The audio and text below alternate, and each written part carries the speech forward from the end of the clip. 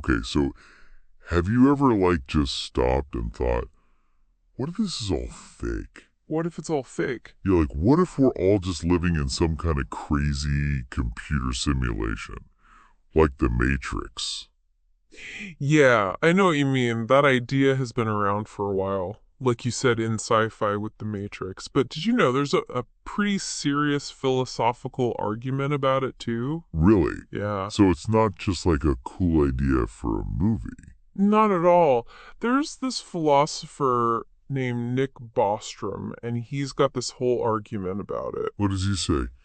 Basically, he says if there are civilizations out there that are way more advanced than us, and if those civilizations can make these super realistic simulations, and if lots of them actually do make simulations, well, Well, what? statistically, it's more likely that we're living in one of those simulations than not. Whoa, okay, hold on. My brain needs a second to catch up. So, first of all, what do we even mean by advanced civilizations?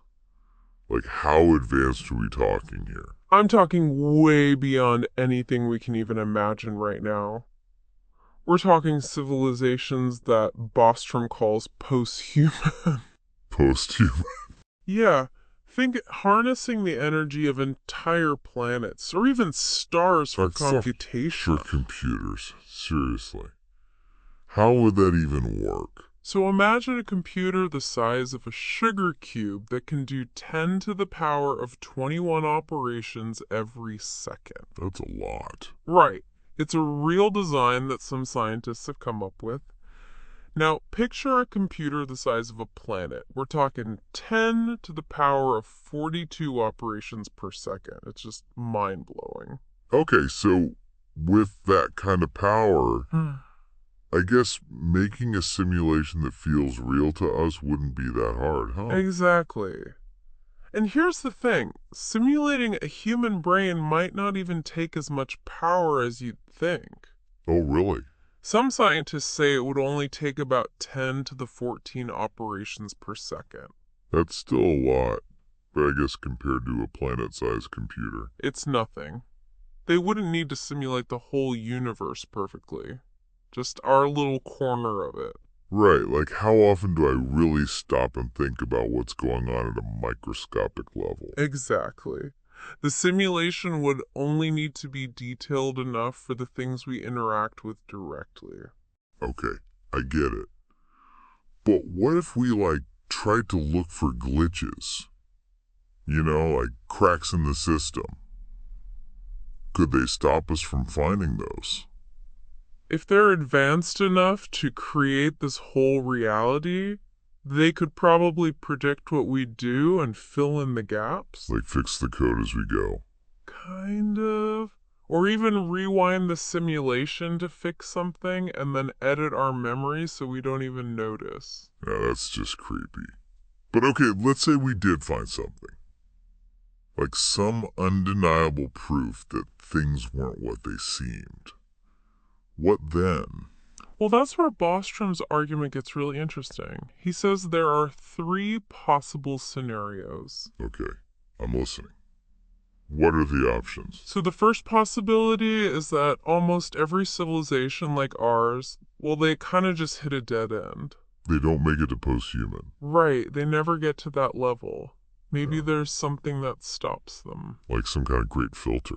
Yeah, exactly. Maybe it's more. Maybe it's the environment. Maybe it's something we haven't even thought of yet. Yeah, we do seem to have a talent for messing things up. Right. But if that's the case, the window for becoming a super advanced civilization, it's tiny. So it's like threading a needle on a cosmic scale. Exactly. Now, the second possibility is that civilizations do reach that level, but they're just not into simulations. Really? Why not? I mean, if I could create a simulation of my ancestors, I totally would. I know, right? It seems kind of strange. Maybe they've learned something about the universe that makes simulations seem pointless. Like what? I don't know. Maybe they've figured out how to access all knowledge directly, Or maybe they've evolved so much that their values are just completely different from ours. So they're just not interested in looking back? Maybe. It's humbling to think that we might not even be able to grasp what a post-human civilization would care about. Yeah. It really makes you question what's important. Right. Okay, so are you ready for the third possibility? The we're in a simulation one. That's the one. If this is true, it means everything we experience, everything we think is real, is just part of some incredibly complex computer program. Okay, my head is officially spinning. Mm-hmm. So who created this simulation? And why? That's the big question, isn't it? It's the question that keeps sci-fi writers and philosophers up at night. Some people think maybe the creators are benevolent. Maybe they're studying us, trying to understand how consciousness works. Like we're lab rats. Kind of. But others think the creators might have less noble motives. Maybe we're just entertainment for them, like characters in a giant video game. That's kind of messed up. Right. And then there's a possibility that they're just indifferent to us, like they're running this simulation for reasons we can't even comprehend. Okay, that one is kind of scary. Ah, But if we're just pawns in someone else's game, does anything we do even matter? that's a good question. But even if we're in a simulation, it doesn't mean our experiences aren't real. What do you mean? Our emotions, our relationships, our struggle, they all feel real to us. And in a way, that's all that matters. So even if the world is fake, our feelings are real. Exactly. And another thing, even if we're in a simulation, it doesn't necessarily mean we don't have free will. Wait, I thought if we're in a computer program, everything is predetermined. The whole free will versus determinism debate is complicated. It's been going on for centuries, way before anyone thought about simulations. So we might never know for sure. Maybe not. But here's the thing. Even if our actions are determined by the program, it doesn't mean we're not responsible for our choices. Because those choices still have consequences. Right, and those consequences shape our experiences just like they would in any other reality. So even if we're just bits of data in some giant simulation, we can still make choices, connect with people, and find meaning. Exactly. That's actually a pretty optimistic way to look at it. So even if we are like Sims characters, we still have some control. Right. We can still, make choices that matter. It's kind of cool, actually. It's like we get to play the game even if we didn't design it. And who knows, maybe we can even find ways to bend the rules a little. Speaking of bending the rules, you mentioned glitches earlier. Like, if we are living in a computer program, should we be looking for those in our everyday lives? I mean, it's fun to think about, right? What if all those weird coincidences or, deja vu moments are actually glitches? Or like when you think you see something out of the corner of your eye and then it's gone.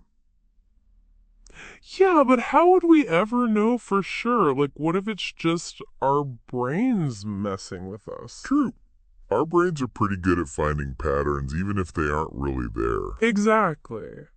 But even if we never find any real proof, it doesn't mean we should stop wondering about it. It's those questions that keep us curious, right? Absolutely. And maybe someday we'll find a clue that just blows our minds. Until then, I guess we just have to keep an open mind and see what happens. It's a pretty amazing journey when you think about it. Whether we're in base reality or a simulation, we're still here experiencing it all. And learning and growing and trying to figure it all out. Exactly. And hey, if you're feeling a little lost in thought after this conversation, I've got a song recommendation for you. Hit me with it. It's called Land of the Lost by Freedom Hawk. It's kind of trippy and spacey, perfect for pondering the big questions. Love it. Check it out. And for everyone listening, Keep those minds open and keep asking questions. You never know what you might discover.